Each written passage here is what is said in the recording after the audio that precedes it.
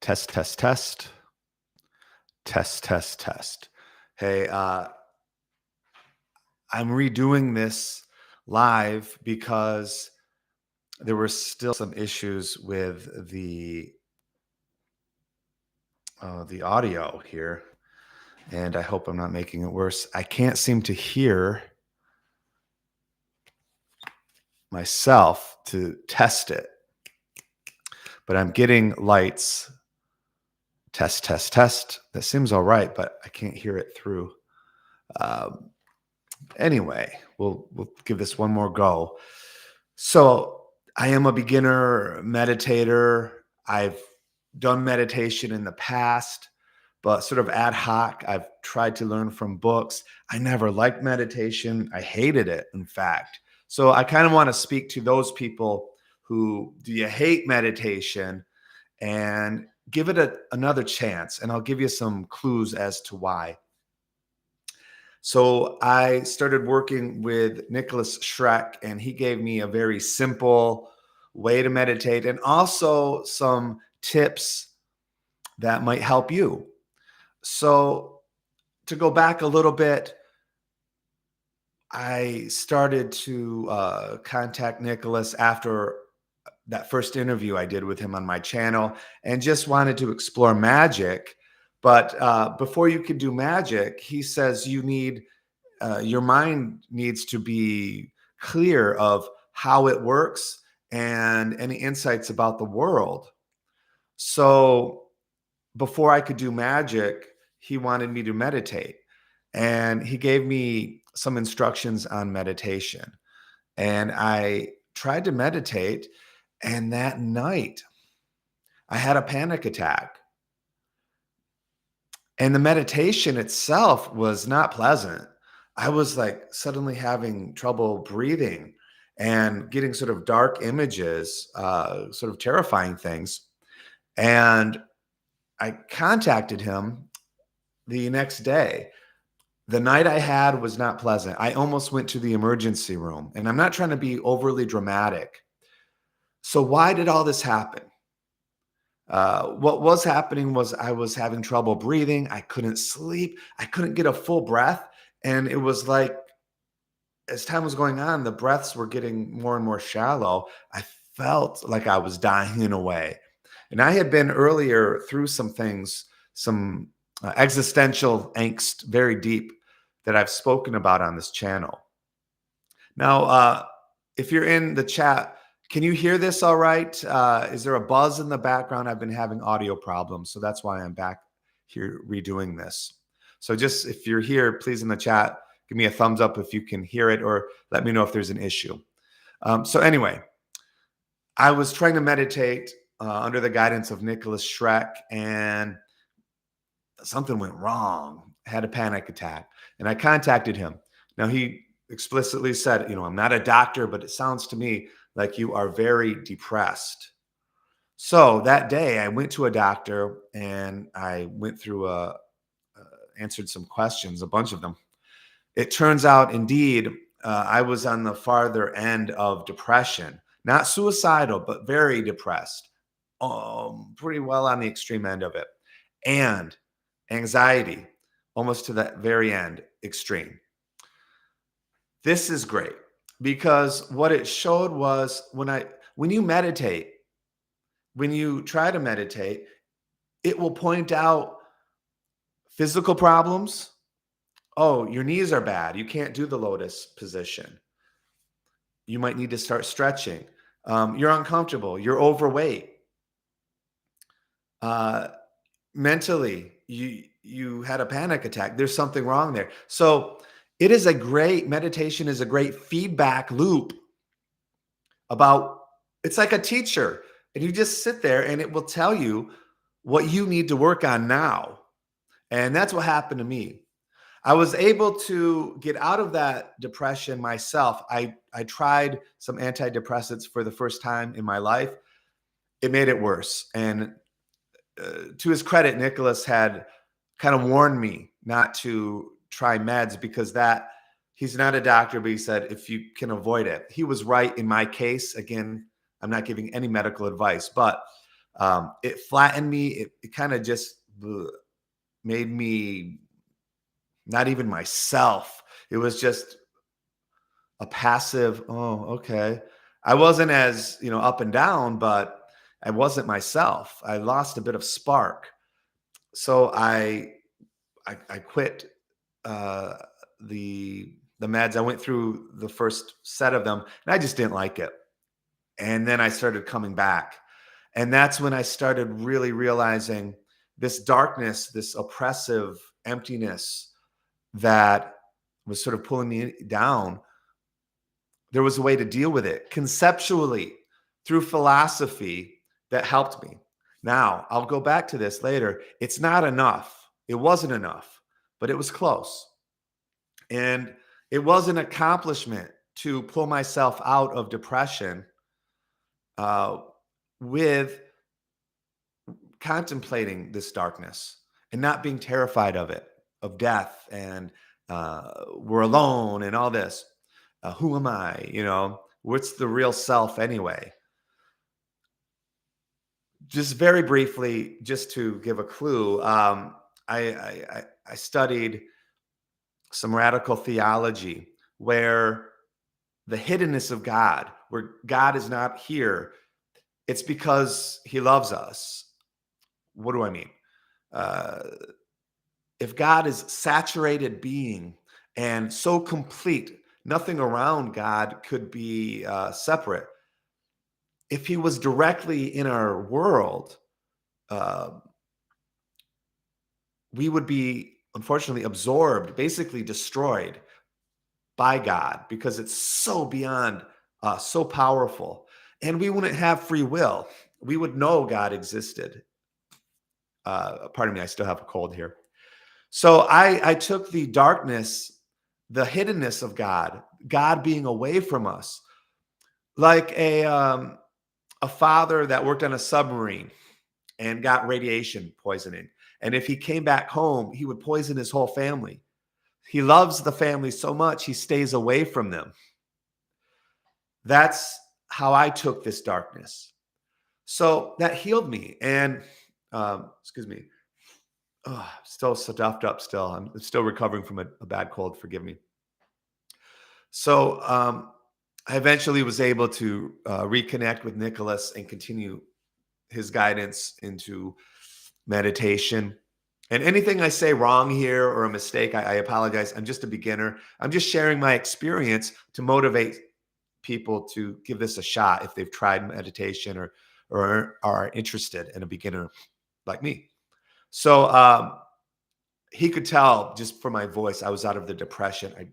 My anxiety was under control. And I told him about this concept, and he agreed that that's a great theory and there is truth in it, but we could go deeper.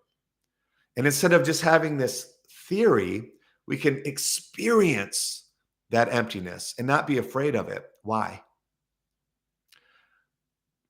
From my insights, as shallow as they may be through meditation, I did come to realize that that darkness, that emptiness that I was just living with and saying that's a sign of holiness, really, so that we can live. No, it goes deeper. That darkness, we're part of it. That's that emptiness in Buddhism is the foundation of reality, if we have to use those terms. Now, this isn't the place to go all into that, but I started to basically go more into Buddhism from the theory and experiencing it through meditation. So when my mind was calm enough, I was able to meditate. Now, my meditation is not good. I can only do it for, I think the most I've done is like 20 minutes in a sitting, and probably it was all crappy anyway. I don't sit in a lotus position or an Indian style, I sit in a chair, and I'm not going to apologize for it. I'm 50 years old. I have bad knees from years of martial arts, and I put on weight. And the feedback is, lose weight. That'll help your knees. You can sit more. And I've found a trainer and I'm losing weight. Uh, in order to meditate, I needed to control my depression and anxiety. See what I'm saying? The meditation itself will give you feedback and tell you what you need to work on. Um,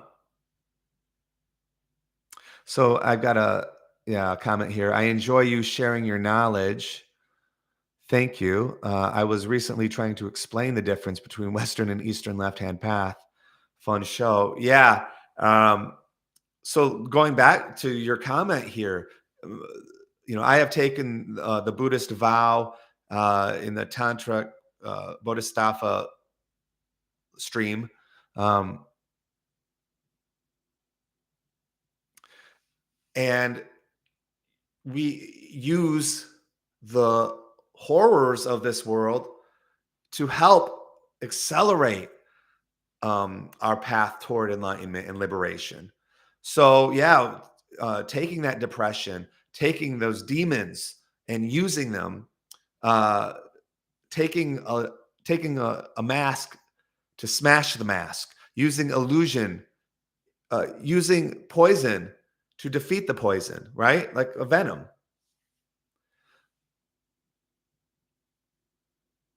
Yep. Nicholas Schreck. Yep. Max Schreck was the Nosferatu in the original.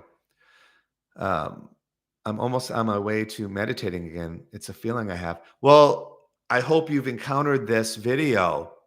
Um, uh, I hope it will inspire you.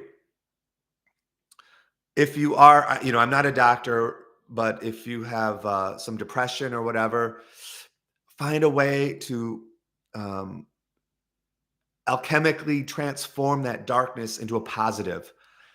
That's what worked for me. Um,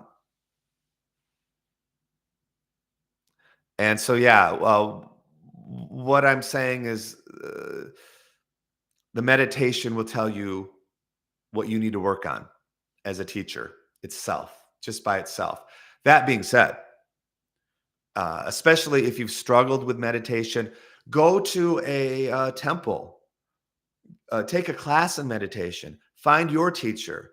When the student is ready, the teacher appears. So what what Nicholas taught me is a very basic and simple version. I assume it's sort of a beginner version, but I don't know.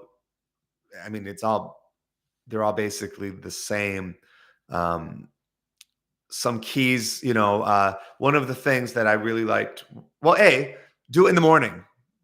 I was trying to meditate in the past, like on lunch break from a corporate job, dealing with all this mess. And then you sit and you've got meditation and you're already in a bad spot.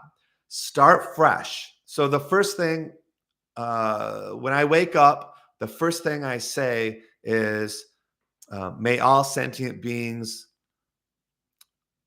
waken from the bed of samsara and achieve the enlightenment body. So that's the first thing that I do, is a positive affirmation like that. That sort of that's the first thing I do the second I wake up, really. Um, and then, I ideally go and meditate. I can't quite do that. I'm a morning person. I'm half asleep. I get my son ready. I take him to school. I get home, finish my coffee, then I'll meditate. That's just how it's been working for me because I'm half asleep.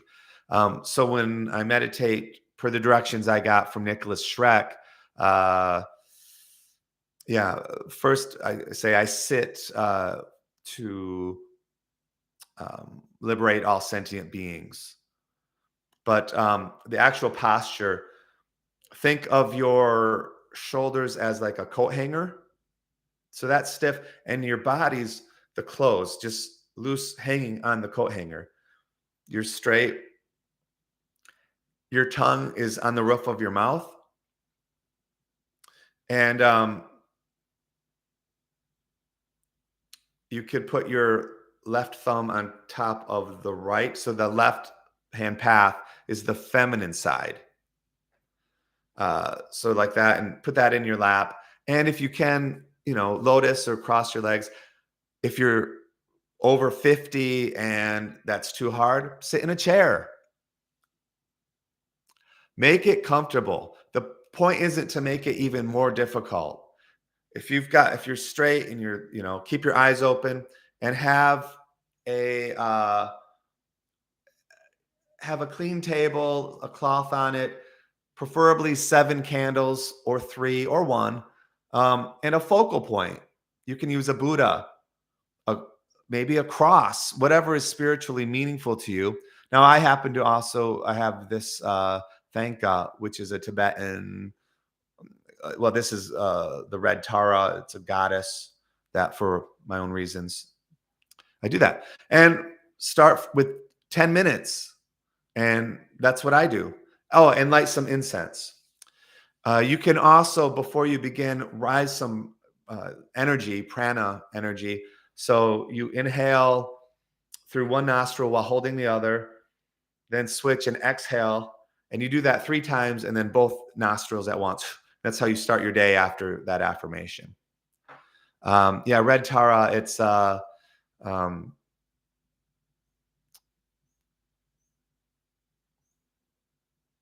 yeah, it kind of connected to me when I was looking at different images that I wanted, and it kind of spoke to me. So I'm going with it. So yeah, you've written a. Oops, I've missed a lot of comments here from, and I don't know how to pronounce your name. Um,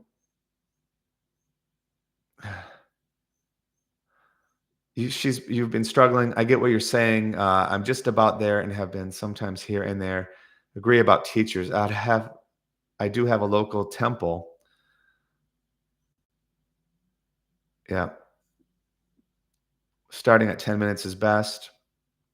You used to go about an hour 3 times a day. Yeah, oh, Booksy. Okay.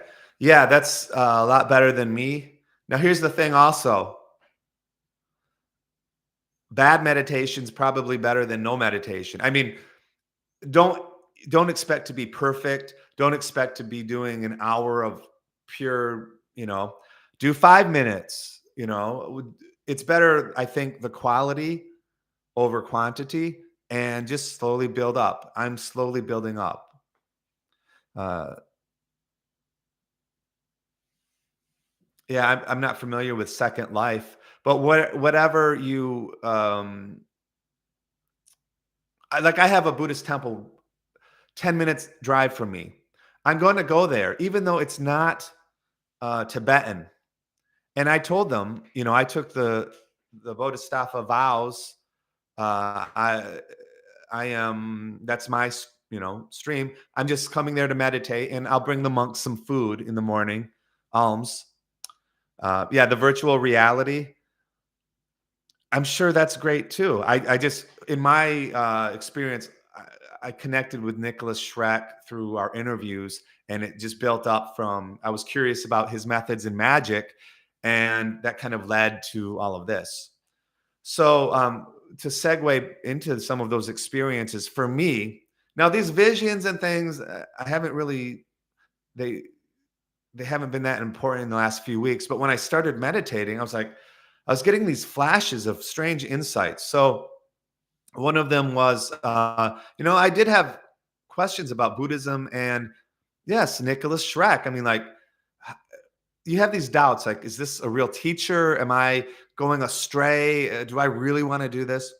So I'm meditating, and when you have a vision that seems not part of your mind, it's like an alien kind of picture, boom, that doesn't belong there. Like, anyway, that was strongly there, and it was of Nicholas Schreck outdoors in the. Uh, there was a big green forest with a mountain in the background. He was wearing a red robe, and he was standing on it looked like more of a ancient Greek, not Tibetan, portico, like a stone slab area with Greek pillars, more in the Greek style. And I'm like, that's kind of strange, you know. And I tried to look up the architecture. None of it quite mixed. Chat GPT thought maybe it was Sri Lankan. And so I had AI create the image in my head that of a bald man, Nicholas Schreck. I actually removed one of the ears with Photoshop. But in the red robe, standing there in the mountains with the Greek pillars. And I sent it to him. I said, I don't know, you know, I had this weird vision. The day before, or actually, it would have been that day because I'm in Australia. I guess around that day. I didn't realize it. He was teaching Buddhism in Greece, wearing a red robe, standing on a stone platform that had Greek related architecture around it. In the back was a big green mountain and green forest. That is an insight to me. That is a vision that connected me to him as a teacher and verified for me, I'm on the path I'm supposed to be on now. That really cemented that. Yeah, it's like, come on. But there were so many coincidences with that. Now, what I'm learning is these synchronicities are normal in the Buddhist world because everything is a network of connections. And magic can work in this theory because if everything's a connected illusion, it's not fixed. I can pull here and affect there. For what purpose? Hopefully not selfish. Hopefully not to harm people because then we get the bad karma, right? If the magic is geared toward helping others or preventing people from doing negative things, or geared toward helping you get empowered to liberate others, your mission, that's how you use magic. And, you know, the black magic side, cursing people, killing people with magic or harming them, that, yeah, don't do that. You can bind people. So if there's someone who's causing a lot of damage, hurting others, you don't have to kill them with magic. You can bind them. In other words, they might end up in jail. They might, of their own accord, they might get caught. Something might happen where they have a change or they move away. Um, so using magic responsibly, I think meditation shows that you can do that and how to do it in a proper way, in an ethical way. You've had prophetic dreams that served as a warning. Yes, absolutely. These little things, you know, it's not always a dramatic. Once you start meditating, as you know, um, I think doors open. I think connections become stronger. I think you become stronger and more intuitive. For what purpose? Oh, not I'm so special. I'm going to do psychic readings now online. You can do that, but to to help people, to liberate them. So the other one I want to share was I was meditating as poorly as I do, but still. Um, and for one split moment, the incense that was floating up and the candle flames froze, like a frozen, like if I paused a video, but it's reality for a split second. And I took that as a gift, a sign of this reality is not the ultimate form. This is a video game, a dream. It is not, you don't want to be tied to it. So these visions happened when I first started, which is kind of strange. Oh, you need to be meditating for decades before you get awesome, weird things. No, I don't think so. Uh, I think I needed those to make sure I was on the right path, and their gifts or my own karma allowed it, whatever the hell. It made me focus more. And the more I focused, I don't really need right now those types of visions and things. So now I'm just meditating, and sometimes I'll get interesting images. Oh, hi, bird. Uh, another coincidence. So sometimes I'll have little, and I'll investigate them. And you can use AI. Like, okay, I had this vision of these symbols. I think it means this. What does Chat GPT come up with? Whoa, okay. I didn't even know about that connection. So, hi, Halmar. Use technology in conjunction with, let's use it for something good, for investigating spiritual things. And of course, you're going to have to verify it all. But AI is getting better and stronger and stronger. You might as well use it like gods. You might as well use, I keep saying use, but work with, that's better. Work with all the tools, all the gods that, why not? They're there, they're powers. If you reach out and they're compassionate, they can help you. Or if you're on the Tantra left hand path, you can use demons and wrathful deities to shock you awake and accelerate your liberation by using illusion and horror of this world in a balanced way, not going off into crazy town with it. So, yeah, we've got a couple people here, a few people. Share your experiences. Those were mine again. And I don't know how much longer I'll last. I'm still recovering from a cold. But that's my advice. Is I'm a beginner. Don't take it all with a grain. Take it all with a grain.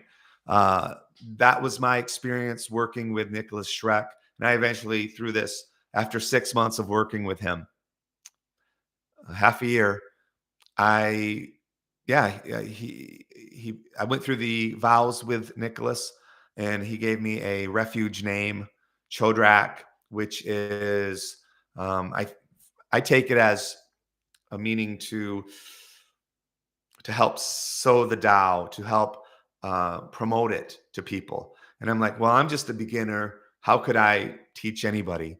Well, I wouldn't say I'm teaching you Buddhism. I'm just a beginner. But I can show you my journey uh, and how I eventually navigated depression, anxiety, doubts, and my early experiences to maybe just give you that little push so you can find a proper teacher your own way.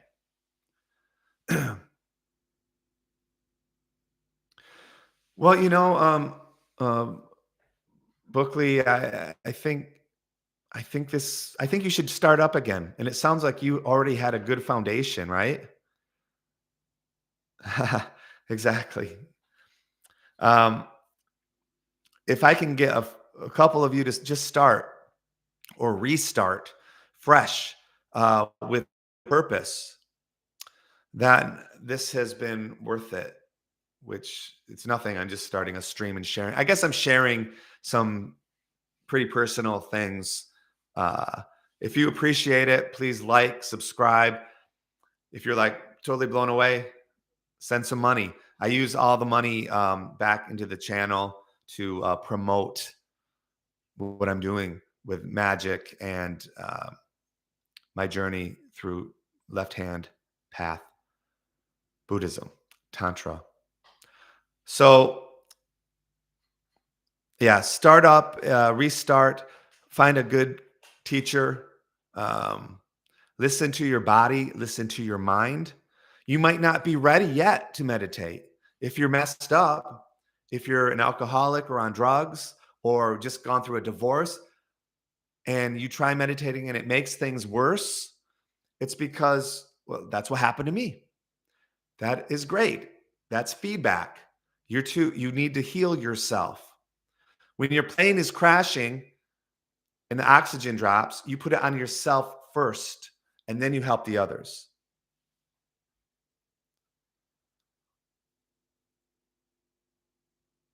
Well, Buckley, yeah. I mean, if you feel off in the world, it's the world, really. The world is so messed up. I mean, it's obvious that we are in this Kali Yuga, things just getting worse and worse.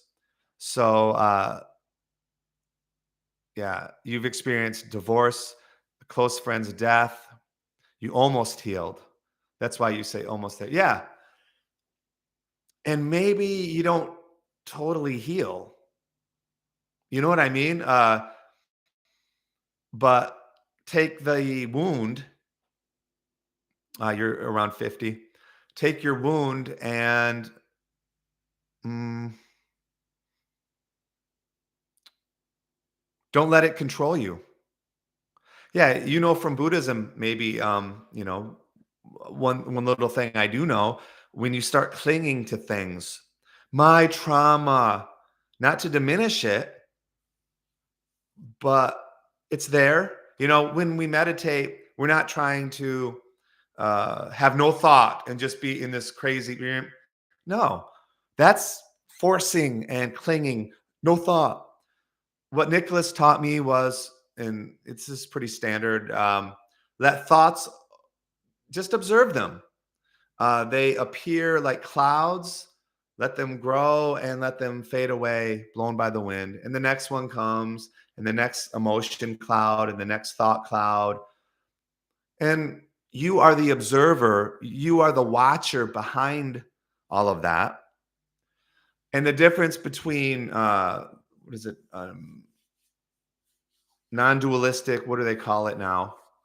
Advaita, what is that?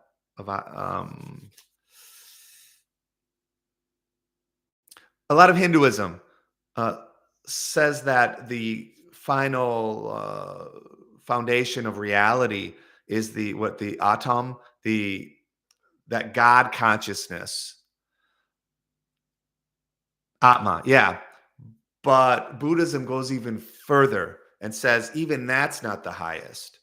It's the emptiness, and even this consciousness is a composite. It's not the absolute.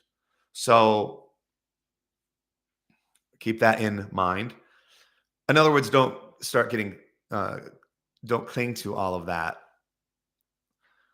That's the little I know, if you can even say knowing it, but that's what's helped guide me and not get.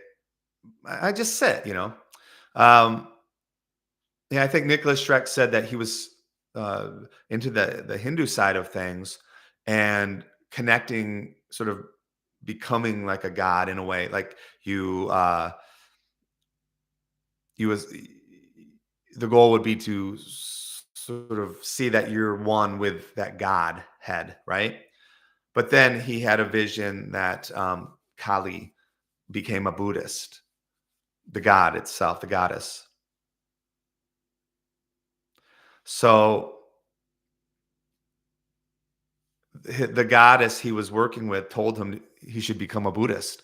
And so that's what he started exploring that. And in Sri Lanka, some of them have had that same thing with Kali, that Kali became a Buddhist, which is, yeah, we're going quite far afield. But when you start opening these doors, you may encounter, depending on the limits of your karma and where you're at, synchronicities, visions that come true, visions that tell you, that help you.